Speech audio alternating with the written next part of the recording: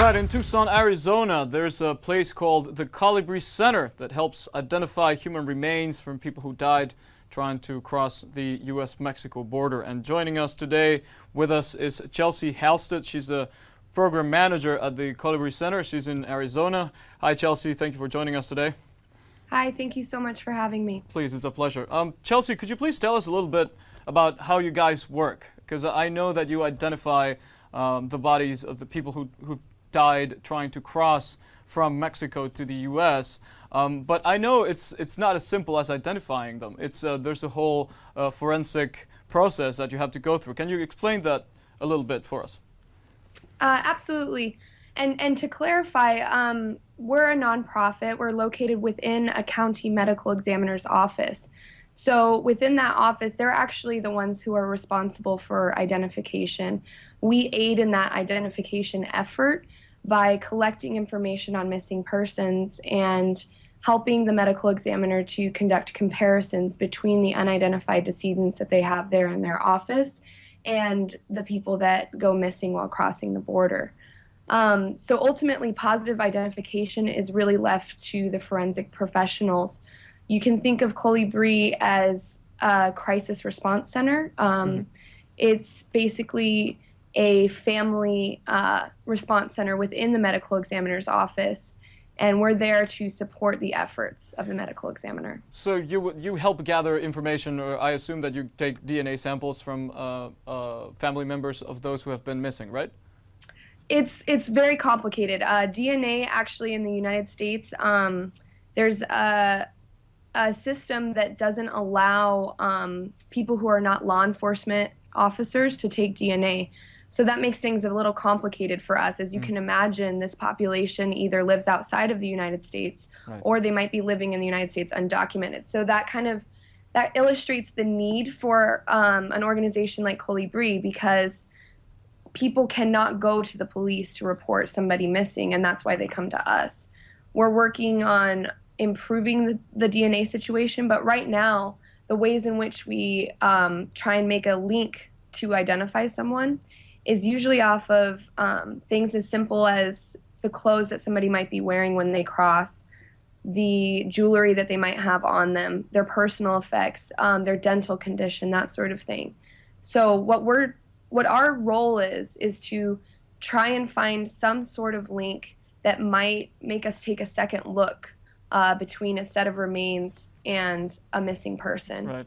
How many cases do the authorities have to deal with every year? I mean, not just in Arizona, but all over the U.S.-Mexico border. How many people go missing every year? Do you have any idea of those statistics? Those statistics are unknown. We're working on compiling that information currently, but what we do know is that it's thousands and thousands of people. The problem is that there's no kind of unified procedure for counting how many migrants go missing, right, and how many migrants die, because a lot of medical examiners' offices don't actually count migrant deaths as you would homicides or suicides or other kinds of metrics. Right. The office where we're situated actually is one of the few along the border that actually does keep metrics on that. So I can tell you that in the Pima County office of the medical examiner, they've had almost 2,500 deaths in the past 15 or so years. 2,500 deaths. Wow. And out of those, about 900 people remain unidentified. So that kind of illustrates to you the crisis that we're facing in terms of an incredible number of missing people, but also an incredible number of unidentified remains. That's an astounding number. How many cases have you been able to, or how many bodies have you helped identify? And how long have you been active as a group? So Robin Reinecke, our founder, has been active since the year 2006, but she was operating kind of a solo project, and so as a nonprofit, we're about a year old. We're very young, okay, but we have almost a decade of experience behind us working with the medical examiner's office as a missing migrant project. And so how many people have you helped identify in that time? That's also a difficult metric. The medical examiner's office identifies about 2/3 of all cases of migrant decedents. And Colibri has a hand in a lot of those identifications. We're working on getting better metrics for that. Right. Do you get any kind of government funding? We do not. We will not accept government funding. You do it's not really accept important. It. Right. It's important for us. Well, it hasn't been offered yet either, as you can imagine. But it's important for us to remain separate from the government because of the sensitive nature of undocumented migrants living in the United States. Correct. It's important that they're able to trust us and speak to us and report their missing loved ones without fear that we might be solicited by some government agency to give up our records or hand over some information about people. So it's very important to us to remain separate from the government. What kind of area do you cover? Because I imagine that you don't just cover Arizona, right? Do you cover the whole U.S. border? Yes, so we take missing persons reports for the whole U.S.-Mexico border. In terms of decedents, because we're only in one medical examiner's office along the border, we usually only deal with decedents from Arizona, but we're actually in the process of developing a regional database that will be the first kind of centralized effort at putting all of the information of the missing in the same place as the information for the unidentified dead. Because right now, there's a huge issue with decentralization. So we have information about the missing on this side, and we have information about the dead on this side, and they're not being aware of what's happening, of what's been happening recently in the U.S.-Mexico border. There's an immigration crisis. Have you noticed things taking a turn for the worst? Have things remained the same? Are more people missing every year? What's your perception from where you are? So, from our perspective, especially in terms of the children, we haven't seen a very high number of children crossing, or an increased number, I should say, in the Arizona sector. But I can say that in the past decade or so, we've had 72 minors who've died. Wow. So it's usually about 1 or 2 a year. Right.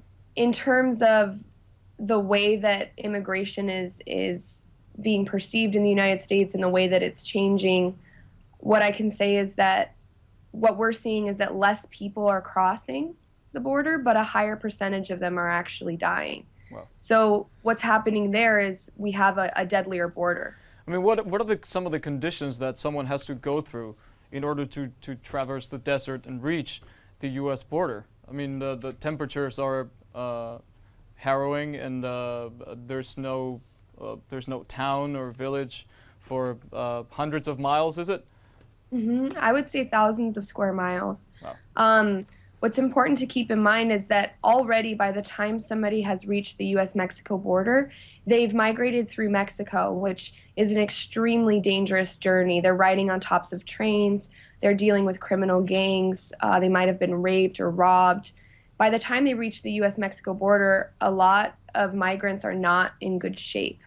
And when they cross, there's often a lot of misinformation that gets spread around.